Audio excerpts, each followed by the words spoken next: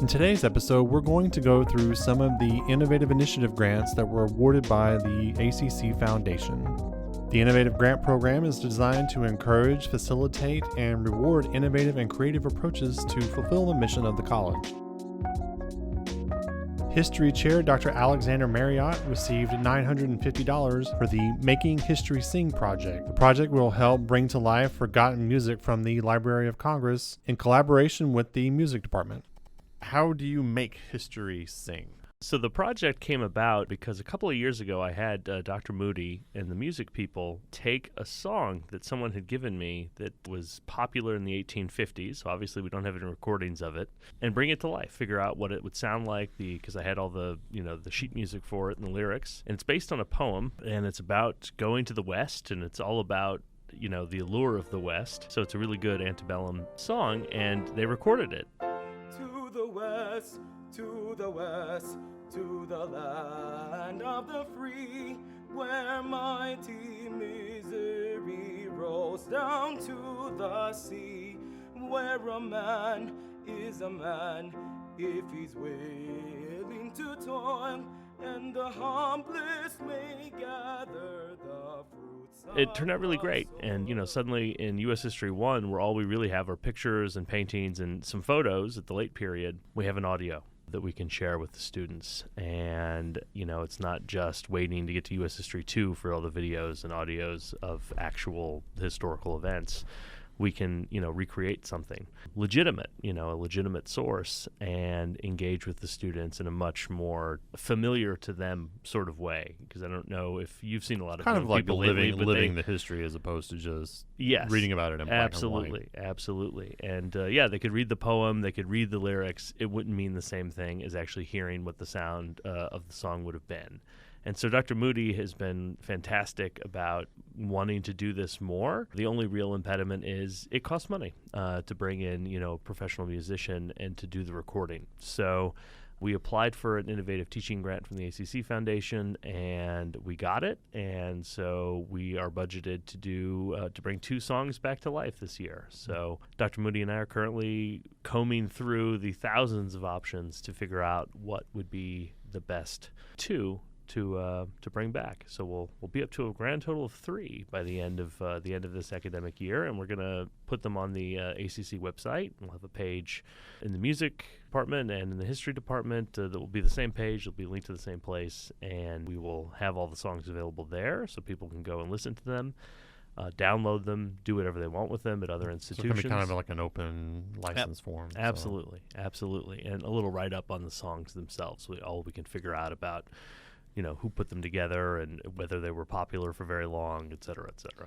Where are you finding the music at to make part of these selections? So the fun part of that is that it is an embarrassment of riches. The Library of Congress has digitized American sheet music from roughly the second decade of the 19th century through the 1880s, and there are tens of thousands of songs there that are all forgotten. I shouldn't say all. Some of them, some popular songs endured, but most are forgotten and have no contemporary recordings or even recordings from the early part of the 20th century. And who are the composers? Who made this music? Was it just... A lot of it is a little sketchy because on the sheet music itself, for instance, this song that we have brought back to life, like I said, the lyrics all come from a poem, so that was pretty easy to track down. But the music itself was written by H.R., the 2 initials. So, I had to do some digging to figure out who exactly these unheralded composers were. And that seems to be fairly typical of the era, to sort of compose these kind of very familiar and somewhat repetitive piano accompaniments to these lyrics. When you play some of what was recorded already for To the West, you'll kind of hear some of that. It won't sound terribly innovative as far as the piano accompaniment to the lyrics goes. At least I don't think so. I think a lot of people will have a feel of kind of old Western or period movies of that era. Kind of sounds like what you would hear somebody on the piano in the back playing. So, I would imagine back then they didn't care too much about licensing and copyrights because, if you compose a song, let's say in an opera house in Missouri, and they wound up playing it later on in New York or any other city, it's kind of like, You wouldn't hear about it. I mean, that was the thing. You wouldn't hear and about there was no radio to like spread out a specific recording of a You'd song. never know. I mean, that's the point. You would never know, and that's until there was a real integrated national, real-time sort of communication network. People stole and copied things routinely. Newspapers did this all the time because, again, you would never know, right? If somebody reprinted your whole newspaper, you wouldn't find out about it for, ages and ages. And what were you going to do about it? You could file a lawsuit, but yeah, over such a long distance, it would be a real bear. in a federal court system on top of that. Of course. We're just really excited about it, and I'll be working with Dr. Moody and the ACC website people this summer to get everything up and ready to go for the fall. History instructor Chris Chance was awarded a $2,000 grant to expand the study abroad program within the state of Texas. Texas has this marketing thing that they generated, 20 years ago, Texas, a whole other country. And that kind of stimulated this in me, thinking about teaching Texas history over the years. It was new to me when I came here. I'm a European specialist, but I was thrown into Texas history, I guess, 20 years ago. And so that first summer I read, I can't remember how many books, but I think I read more than 10 books and scores of journal articles in preparation for the first semester I would be teaching Texas history. I wasn't necessarily a specialist, but I wanted to do it justice. In that period, I discovered there are really very different places in Texas. Just one with discrimination. Their own histories, their own lineages. Precisely. One of the more interesting discriminations is there's West Texas and there's far West Texas. And I'm not just making that up. That's a thing. No, it is. West Texas, the Llano Estacado, and the Lubbock, Amarillo area. That's not including just Panhandle, Texas. That's different. Far West Texas would be the area around Alpine and Marfa, going all the way over to El Paso. I just went to Marfa a couple summers ago, and that's a drive. What a fascinating place, too. It is. Of course, we have the Piney Woods, we have the Gulf Coast, we have the Post Oak Belt, the Black Prairie Belt. So Texas is not only geographically varied, but each of those geographies, like you said, come with their own history and their own cultural expressions and their own Texas isms. Gulf Coast, Texas is very different from Panhandle, Texas.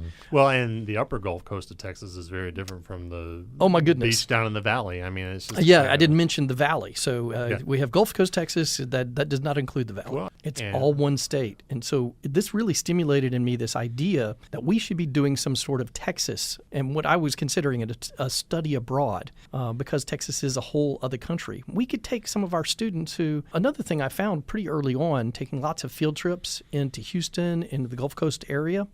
Before COVID, we ran at least 3 field trips every semester, facilitated by student activities and sponsored by the college. And oftentimes, I have a group of students either in a van or in a bus on our way to the Manil Collection or the Buffalo Soldiers Museum or MFAH, maybe going to Sacred Spaces in Houston. These are all the different field trips we would take to support our history classes, not just Texas history, but world civilizations and United States history. And invariably, I would have students on the bus who had not visited Houston before. They're from Manville or Alvin or Santa Fe, or, they're 17, 18, 19 years old, and they just haven't had that experience. I remember 20 years ago, I had student Daryl, and as we were rolling into Houston, he said, well, I've never been to Houston before. He goes, wait, I have. He goes, when I was 10 years old, we went to Six Flags in Dallas, and we drove through Houston. So I found that just our field trips into Houston area, to Galveston, these are really beneficial. And wow, could we take it to the next stage? And so this is kind of the genesis of that. It was not only this Texas putting that bug in my brain about being a whole other country, but also the big experiences I've had in Texas. I'm from the great state of Louisiana, and I moved here in 2000. And immediately I wanted to see more of Texas. And so I spent the next, 5 or 10 years really exploring Texas. And I've probably visited more of Texas than 90% of Texans, right? I spend a lot of time, especially in West Texas. It's one of my favorites. So I wanted to give those students that opportunity, just like we were taking students to Italy and Germany and France and Greece. Maybe we could take some students to West Texas or the Panhandle or into the Piney Woods, maybe into the Hill Country. The students we took abroad, overseas, we were taking 5, 6 students. And my idea was, couldn't we take more people on a similar trip to have similar experiences? And I mean, one of the big goals we have with Study Abroad is to put students into a new geographical context, a new cultural context, to show them things that they just can't experience at home, make them a little uncomfortable, and give them an opportunity to study and to engage in some critical thinking and really support our classes. And you can do all that right here in Texas.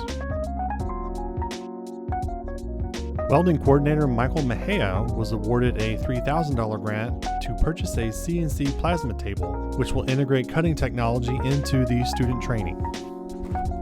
What is CNC plasma anyway? It's just has a table, you program it, and it cuts out the parts that we're going to be using. As far as it could be parts we're going to use maybe for building fabrication, some of our classes that we have, like our blueprint reading and our layout and fabrication classes, we're going to be using that, implementing that CNC plasma table into our program. And then for students that want to know a little bit entry level into that.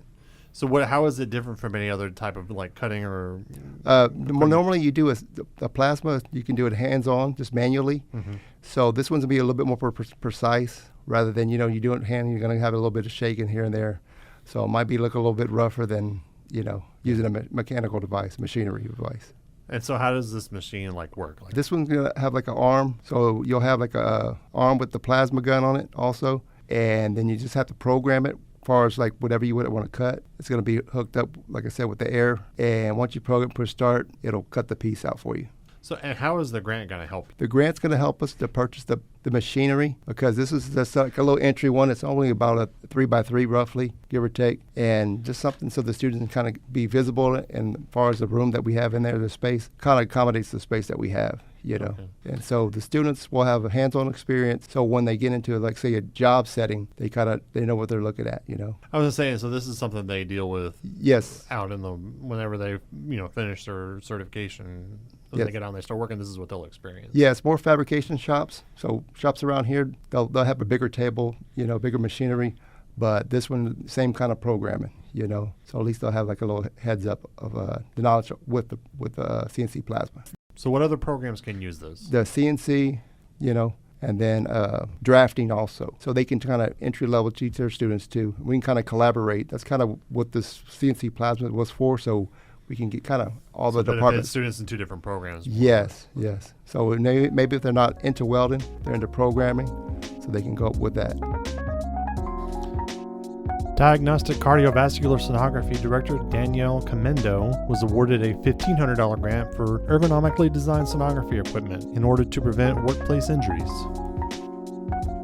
Roughly 80 to 90% of working sonographers, experience at some point work-related injuries.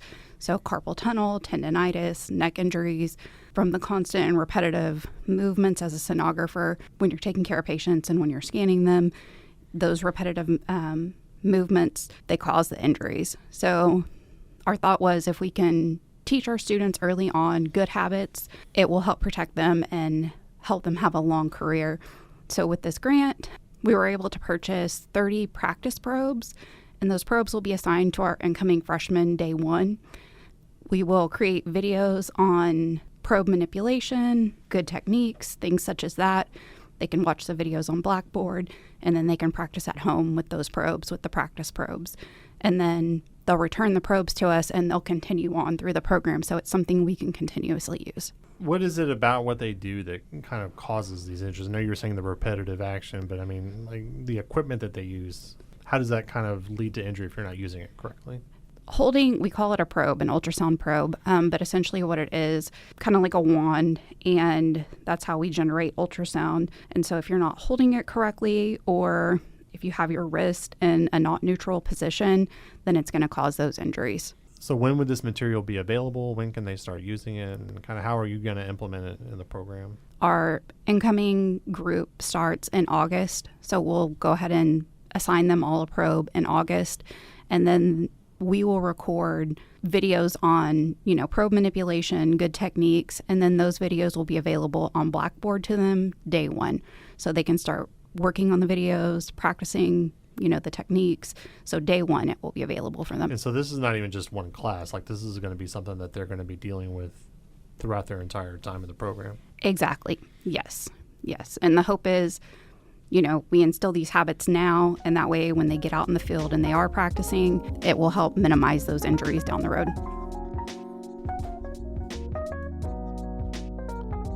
Thank you for listening. To read about these stories and more, visit alvincollege.edu/news.